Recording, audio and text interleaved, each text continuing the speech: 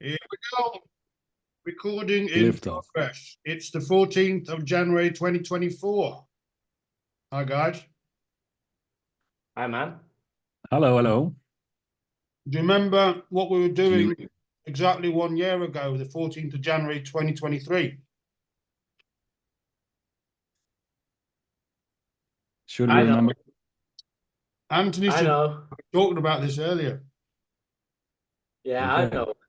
Tell I me. just want to see, Watching stand-up comedy. yeah, Remember? exactly. Yeah, right.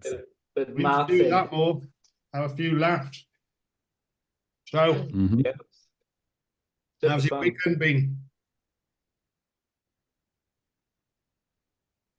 It's been interesting.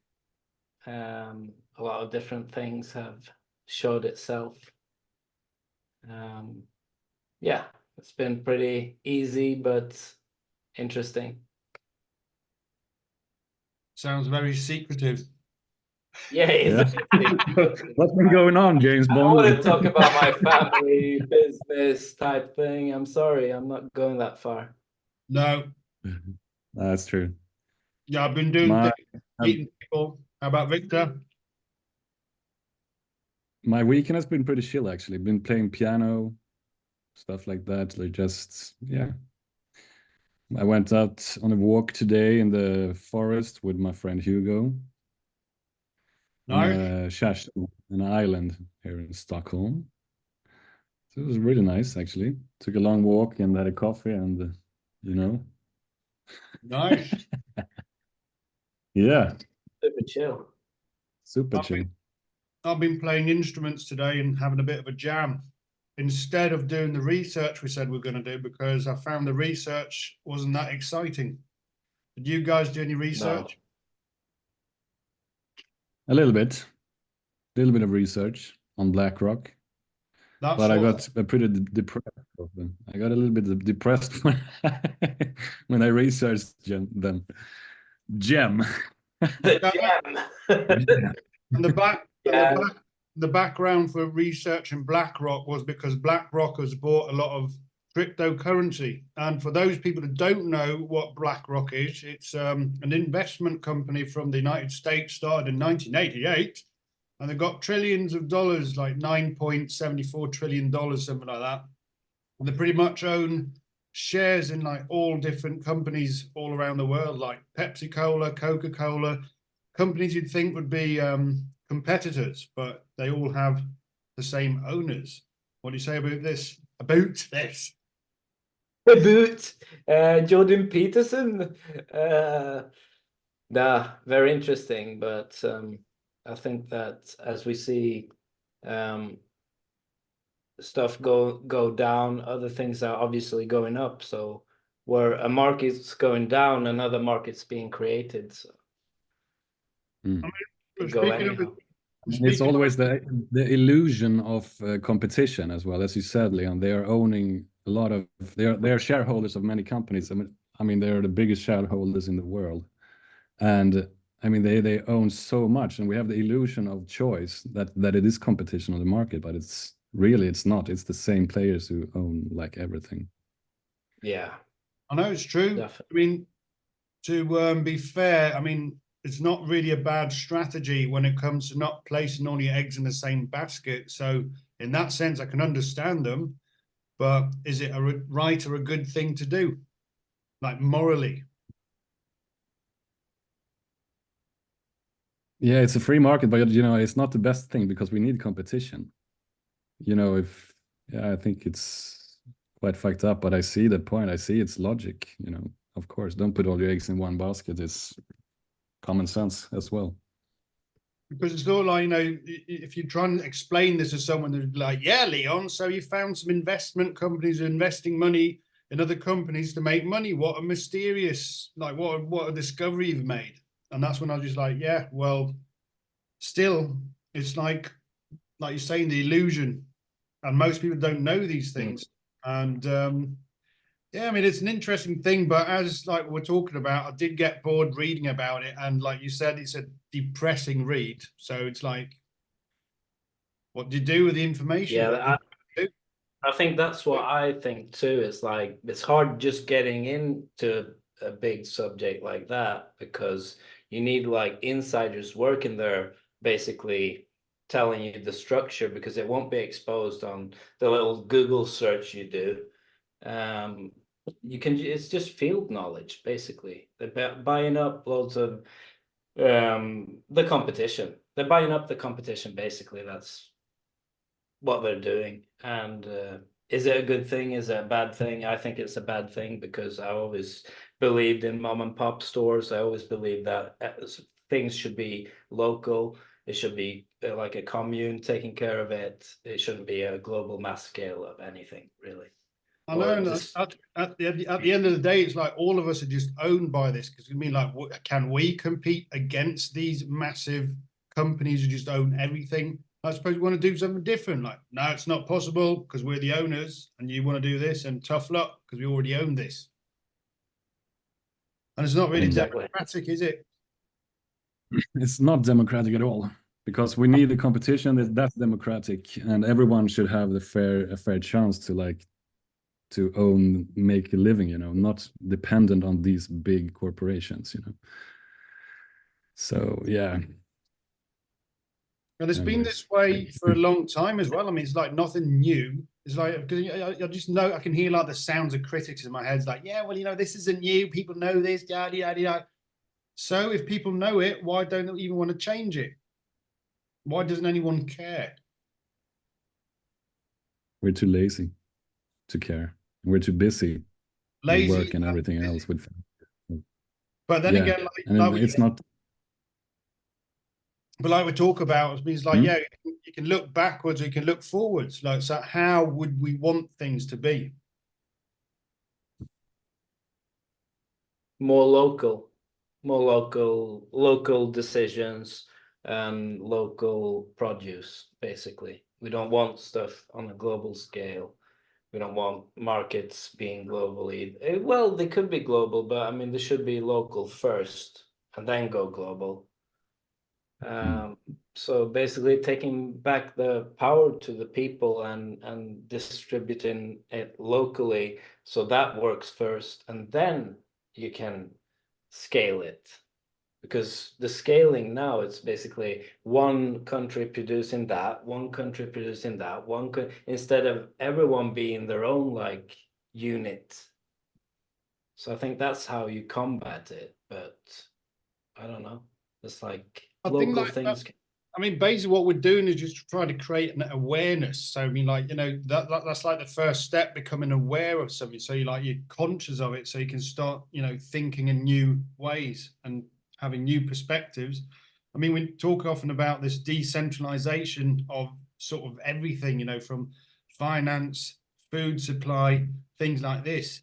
But how would, like, you know, if we were supposed to like grow food locally, who is going to do this? I mean, everyone's got like full-time jobs. So how would you organize like grown food around a Swedish neighborhood, for instance? How could that work? I mean, I'm either. actually invited now to join like a group of people who are developing this more local foods, and yeah, I'm going to be on a meeting with them next week, so we can speak more about that. Or not next week. I will say what date it is, but because I've been growing vegetables here, you know, in my neighborhood and stuff, Yeah, and my friend is involved in like doing more local produce in Sweden and researching this now. She got like 10 million crowns, Swedish kroner, for researching this. that's cool. So yes, and you know, I totally agree. We need more local produce because this system we have now, the global system, is so vulnerable. You know, if there's a disaster, if there's a war somewhere, we can't like rely on those chains of, you know. We need Definitely. more sustain. It's more sustainable also. If it's war here, where do we get our food from? You know, we only in Sweden we're sustainable on we're how do you say self-efficient? Self-reliant. Self-efficient on like potatoes and havre, vad är det på engelska? Oats. Oats. So I mean, it's not enough to be self-sufficient on, you know. Potatoes and oats. Good luck. And Yeah. a brog, rye. Uh, Oh yeah. I mean, it is very it is scary when you start thinking in these terms. I mean, like supplies could run out pretty quick, and especially like, you know, if Sweden were to be attacked, which you haven't heard any indications of so far is going to happen, by the way. But I mean, it's like, you know, all the supermarkets will be emptied pretty quick, either by people just buying everything or robbing everything. So yeah. But it's like now you can't grow anything in like January, so you need somewhere to store all the like local food as well. So you need some kind of I like, have an idea. yeah. I have an idea.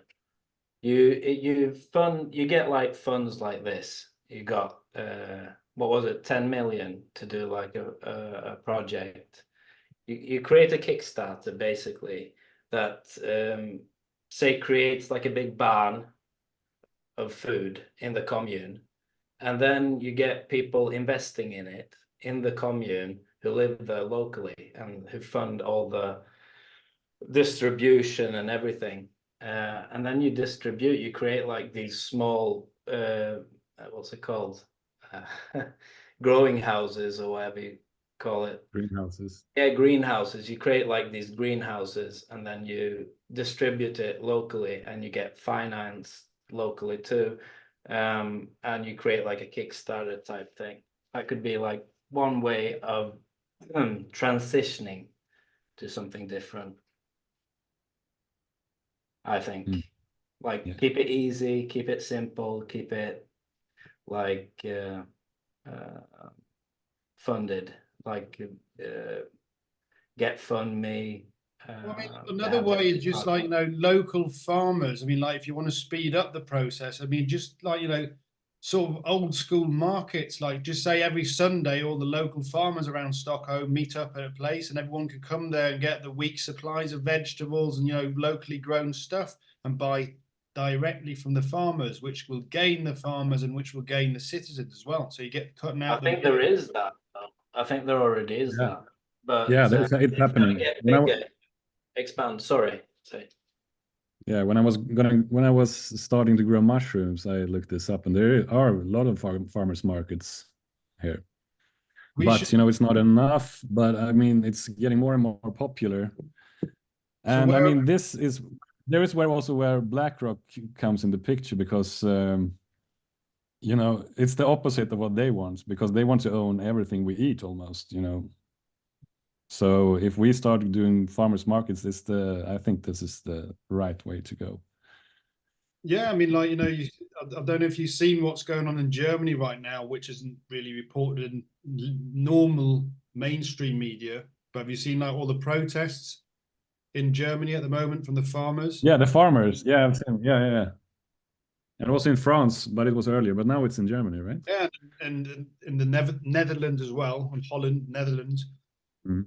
But anyhow, just to rewind, so yeah, so they are local farmers markets around Stockholm. We should really like, you know, are they during the weekends or like when are they during the weekdays or like every day? Have you got any information about that? I think they're like, I think there's once a week. But the thing is here, it's not a proper market because you here in Sweden you by law you have to order the stuff you're gonna buy beforehand and just meet up with those producers and get your stuff. It's like buying drugs. It's not a market in that sense that they have their like their space and people come there and buy a little bit of this and that. But It's not allowed in Sweden. I don't know really why. I'm not sure about that. what's the reason for that? You don't know. That's interesting. We could look that up, or if someone knows, Yeah. write in the comments, whatever. Yeah, But definitely. otherwise, it would be fun if we could go to one of these places and make a little video, so we could like, you know, we've got something to show. Because I mean, it's an interesting thing. I'd love to buy some like, you know, stuff from the market.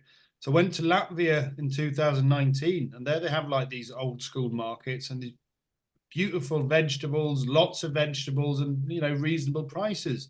And it seemed like it was the local farmers who came there, but I'm not sure. But it would be fun to go and visit some place like that. Yeah, but it is a bit more local there still. It's like the old Sweden, basically. That's how Latvia is nowadays. Like, well, we had these farmers markets all over the place, and you could get like peas in a pod, you could get all sorts of stuff just locally, local vegetables, local everything basically, but they're shutting down because it's getting more and more like this big corporation that's taking over, which we've been talking about now. So it would be fun to see like the system being a bit more friendly for local produce, so you can see like maybe buy even online from locally somehow. That would be nice to see. Just a web page where you can buy like local food in, say, Stockholm, local food in Västerås, different places. Yeah, yeah. So, There's plenty of like surrounding areas to Stockholm where there's food and produce grown. But like as Victor says, means mainly is it potatoes and like oats. Oats. Yeah. What do they sell like this time of year? The farmers, I don't know, maybe like jams and stuff like that, dried foods and frozen meats and stuff like that, I think. We should But in check the it. summertime, it's a lot bigger. I don't know what they call it in Swedish, but it's something with the ring, like odla ring, I don't know. You Yeah, want to but check it out? so yeah, we should Yeah. check it out. It's like network, it sounds like. But I'm thinking like Yeah. so many areas like around where we live where you can actually like grow food. Like you did a guerrilla kind of garden project before in your neighborhood. Yeah, I had a guerrilla garden project here where I live, just down by my house. That was really And cool. I didn't ask for it. Awesome. The neighbor who was growing vegetables there, and I just asked him, and he asked me, "Well, do you want to join?" But yeah, I was going to ask you. I want to join, grow food, and we split that plot and grew quite a lot of food. I mean, potatoes, corn, everything, beans, flowers, and leeks, chives. I mean, it's such a luxury to be able to have that when you're cooking food. Just go down to your garden, pick stuff, this little bit of this, little bit of that, jam squash, blah blah blah. Some strawberries for desserts, and it's such a luxury. I mean, and we have so much space to grow food on here in Sweden, everywhere. I mean, there are grass lawns instead of gardens. I mean, it's fucking crazy. We could be so self-sufficient, but it's free. It's free, and then the corporations can't make money out of that. So I mean, but I mean, I don't think it's a conspiracy in that. I mean, it's in that way because you're free to do a guerrilla garden if you want. But they shut mine down because they were going to do some work with the pipes and stuff. So they said if I want to continue growing, I have to make an application and have like a förening, odlarförening. Collective, growers collective. Yeah. So we have to fix that. Collective union, something like that. Yeah, bureaucracy. So anyway, just like tying things back to our previous podcast, have you heard any more news about preparing for war? No, not really. That I mean, I heard they're saying that we're not gonna go to war, but you have to be prepared for it. Yeah, like I mean, that's absolutely. I mean, Swedish people have been in peace for 200 years, and we're not thinking in these terms, thank God. But I mean, yeah, it's good to be prepared. I mean, like a samurai, you're a fucking warrior, but if you don't go to war, you're a sharp warrior, and when the shit hits the fan, you're ready. I mean, it's Die by your own sword. yeah, I mean, in that sense, I mean, but I'd just say like it's just good to be prepared for any kind of catastrophe, regardless if it's a war or natural disaster. I mean, it's like, yeah, you just got to be able to take care of yourself and your family and your friends. If something does go wrong, like if a comet comes in from outer space, you just don't know. But it's just interesting. I've been listening to some different other Swedish podcasts, and they phone around like to different government agencies and stuff.